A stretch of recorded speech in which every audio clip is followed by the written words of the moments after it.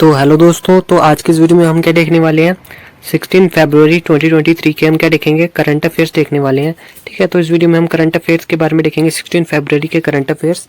ठीक है, तो चलो स्टार्ट करते हैं अपनी वीडियो से। अगर आप हमारे चैनल पे नए हो तो हमारे चैनल को सब्सक्राइब करें और अपने दोस्तों के साथ भी शेयर करें। ठीक है, तो चलो स्टार्ट करते हैं। सबसे पहले हैं 16 फरवरी 2023 के हम करंट अफेयर्स देखने वाले हैं।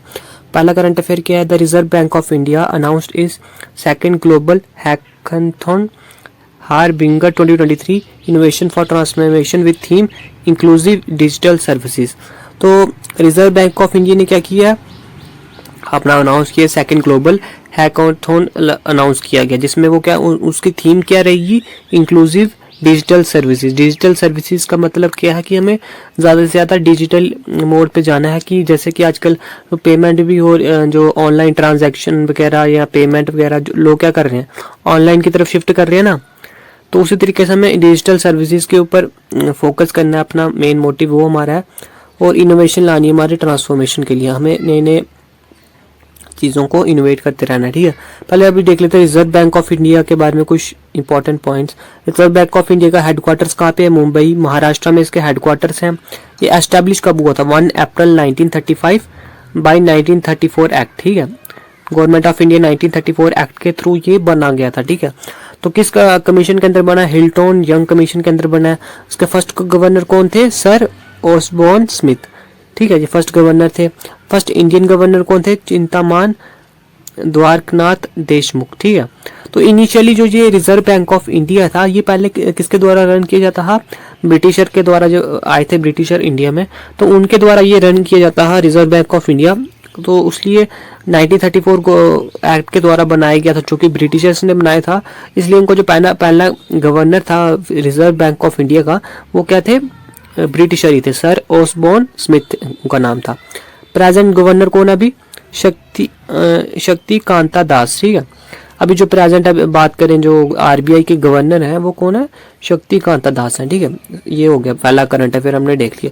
Second current affair, Raja Ram Mohan national award 2023 has been conferred on journalist ABK Prasad for his contribution towards journalism. तो राजा राम मोहन रॉय नेशनल अवार्ड 2023 किसको मिल रहा है, जर्नलिस्ट हैं। जर्नलिस्ट आपको पता ही होगा, जो मीडिया से रिलेटेड हैं, जर्नलिस्ट होते हैं, ABK प्रसाद को मिलने वाला है। ठीक है, क्योंकि उन्होंने बहुत ज़्यादा जर्नलिज्म उनकी फील्ड में बहुत ज़्यादा उन्होंने कंट्रीब्यूशन दिया। This award is given annually by the press council of India.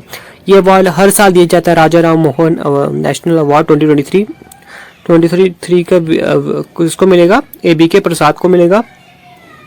लेकिन ये अवार्ड है, ये हर साल दिया जाता है, किसके द्वारा किया जाता है, press council of India. Press council की होगी, जो प्रेस मीडिया वगैरह जो इंडिया की काउंसिल है, उसके द्वारा हर साल ये अवार्ड दिया जाता है किसी एक जर्नलिस्ट को। ठीक है, तो नेक्स्ट बात करें तो Maharashtra von Khelo India youth games 2023 after topping medals tally with 56 gold medals, 55 silvers and 50 bronze. तो खेलो इंडिया यूथ गेम्स अभी हुई थी, तो उनमें सबसे ज़्यादा मेडल्स किसने जीते हैं, सबसे ज़्यादा मेडल्स तो वो जीते हैं महाराष्ट्र ने जीते हैं। कितने मेडल्स जीते हैं, 56 गोल्ड मेडल्स जीते हैं, 55 सिल्वर मेडल जीते हैं और 50 ब्रोंज मेडल जीते हैं। ठीक है, last edition champions Haryana finish second with 41 golds, 32 silvers and 55 bronze. तो पिछली बार के चैंपियन कौन थे, हरियाणा थे, और इस बार के चैंपियन कौन है, महाराष्ट्र है। इस बार ही हरियाणा को सेकंड पोजीशन आई है, उनके कितने गोल्ड्स हैं, 41 गोल्ड मिले हैं उनको, 32 सिल्वर्स और 55 ब्रोंज मिले हैं। ठीक है, तो महाराष्ट्र की बात करें तो महाराष्ट्र में और इम्पोर्टेंट देखें क्या क्या चीज़ें हैं। संजय गांधी नेशनल पार्क भी कहाँ पे है, महाराष्ट्र में है। तदोबा नेशनल पार्क भी महाराष्ट्र में है। नवज्ञान नेशनल पार्क भी महाराष्ट्र में है। गोंगामाल नेशनल पार्क भी महाराष्ट्र में है। और चंदोली नेशनल पार्क भी ये कहाँ पे है, महाराष्ट्र में ही है ये नेशनल पार्क। ये में हमने क्या कर दिया, कुछ इंपॉर्टेंट पॉइंट याद रखने होते हैं, एग्जाम में कभी पूछ सकते हैं कि तदोबा नेशनल पार्क कहाँ पे है, तो आप बता सकते हो कि ये न्यूज़ में था, रिलेटेड था। तो ये महाराष्ट्र में, Chandoli National Park, Gugamal National Park, Navegaon National Park, Tadoba National Park, ये सभी कहाँ पे है, महाराष्ट्र में है। ठीक है, नेक्स्ट करंट अफेयर की बात करें तो the Ministry of Communications Electronics Informational Technology and Railways Shri Ashwini Vaishnaw कौन है, मिनिस्ट्री ऑफ कम्युनिकेशन इलेक्ट्रॉनिक्स और इंफॉर्मेशन टेक्नोलॉजी के और रेलवे के मिनिस्टर कौन है, तो आपको ये याद रखना पड़ेगा, श्री अश्विनी वैष्णव है। उन्होंने इनैगुरेट किया अमृत पैक्स 2023 का जो था नेशनल फिलैथिक एग्जीबिशन हुई थी, उन्होंने इसको क्या किया, इनैगुरेट किया था। थीम क्या थी इस एग्जीबिशन की, इंक्लूड अमृत महोत्सव। अमृत महोत्सव हुआ था इंडिपेंडेंस का, और of new India, women power, women के पावर के बारे में बात किया। थीम रही यूथ की पावर, जो युवा लोग हैं उनकी पावर, नेचर की power, wild life and culture of India. तो हमारे इंडिया को कल्चर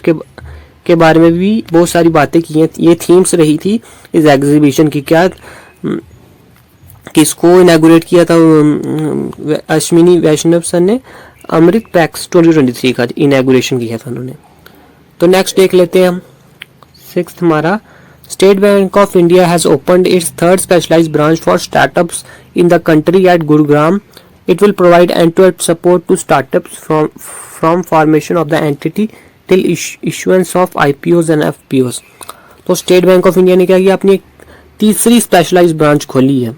किसके लिए, स्टार्टअप्स के लिए इन कंट्री। कहाँ पे खोली है, गुरुग्राम में खोली है। तो उनकी पहले तो 2 स्पेशलाइज्ड ब्रांच थी, अब क्या है 3री स्पेशलाइज्ड ब्रांच खोल दी है, जो कि कहाँ पे, गुरुग्राम में। ये खोली क्यों है, end to end support to startups. जो उसकी स्टार्टअप्स हैं उनको क्या कर देंगे, फाइनेंशियल हेल्प प्रोवाइड करेंगे। जैसे कोई भी स्टार्टअप है, कोई बिजनेस है करना चाहता है, तो उसको सबसे पहले बिजनेस के लिए क्या चाहिए, पैसा चाहिए। तो पैसा कौन प्रोवाइड करेगा, स्टेट बैंक ऑफ इंडिया ने क्या कर दिया, अपनी एक स्पेशलाइज्ड ब्रांच प्रोवाइड किया, जो कि स्टार्टअप्स को एंड टू एंड सपोर्ट देंगे and formation of entity till issuance of IPOs and FPOs। और तब तक सपोर्ट करेंगे तब कि उनका जो तब तक बिजनेस है वो अच्छे तरीके से डेवलप ना हो जाए, ठीक है। तो स्टेट बैंक ऑफ इंडिया के बारे में भी कुछ इंपॉर्टेंट पॉइंट जान लेते हैं कि स्टेट बैंक ऑफ इंडिया कब फाउंडेड था, 1 जुलाई 1955। तब कब बना था, 1 जुलाई 1955 में। इसके हेडक्वार्टर्स कहाँ पे, मुंबई महाराष्ट्र में इसके हेडक्वार्टर्स है।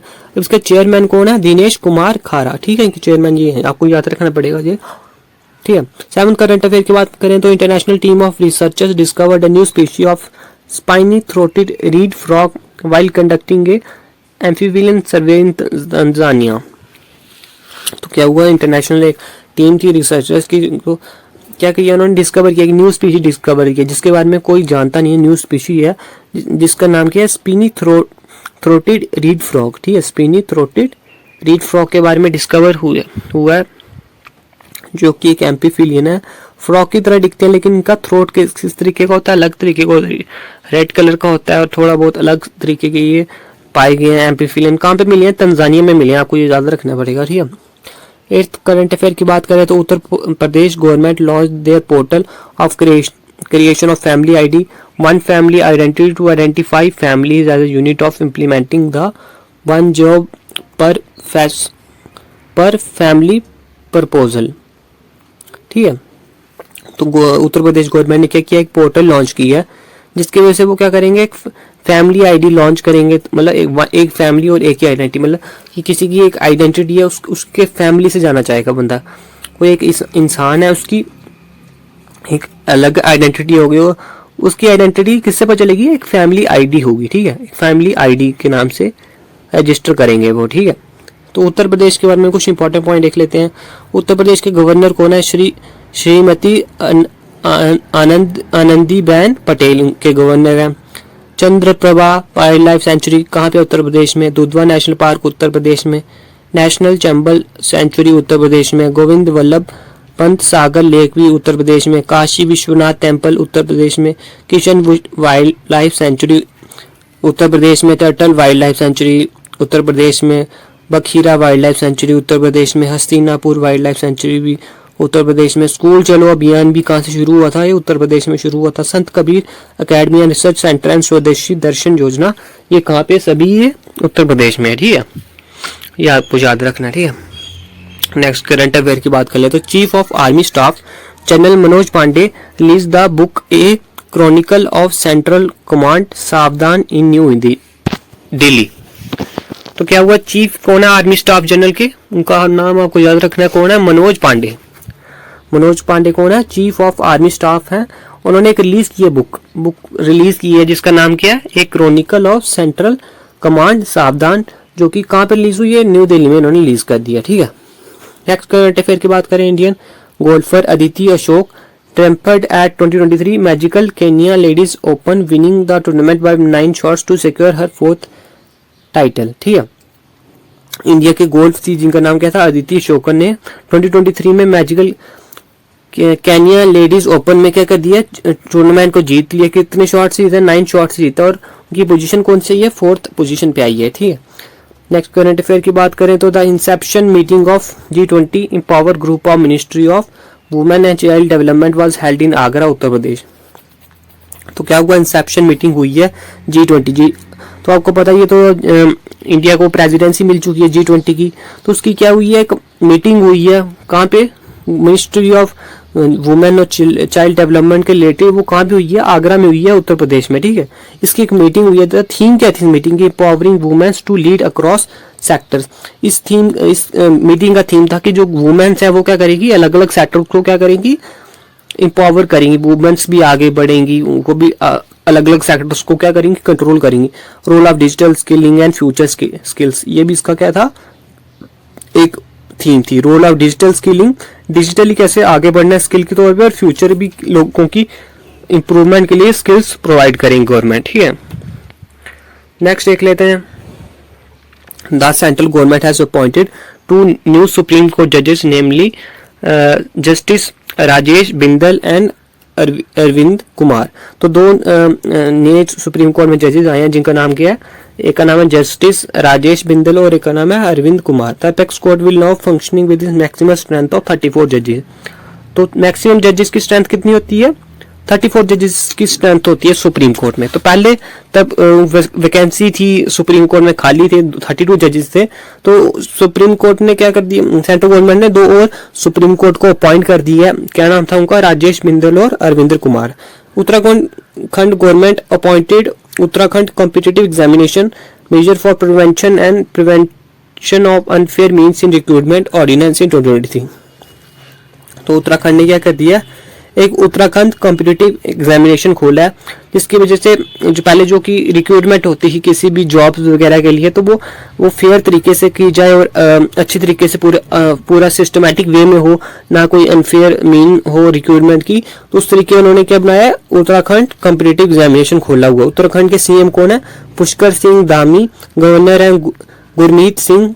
एशियन कंजर्वेटिव रिजर्व बना है इधर। कंट्रीज फर्स्ट मॉस्क गार्डन भी कहाँ पे है, फर्स्ट मॉस्क गार्डन उत्तराखंड में है। कंट्रीज फर्स्ट पॉलिनेटर पार्क भी उत्तराखंड में। Integrated model agriculture village scheme भी यहाँ से शुरू हुई है। राजाजी टाइगर रिजर्व भी उत्तराखंड में है। जिम कॉर्बेट नेशनल पार्क भी उत्तराखंड में है। ठीक है, तो इसी से हमारे करंट अफेयर 16 फरवरी के खत्म होते हैं। आई होप आपको ये वीडियो अच्छी लगी हो। अगर अच्छी लगी हो तो थैंक्स फॉर वॉचिंग।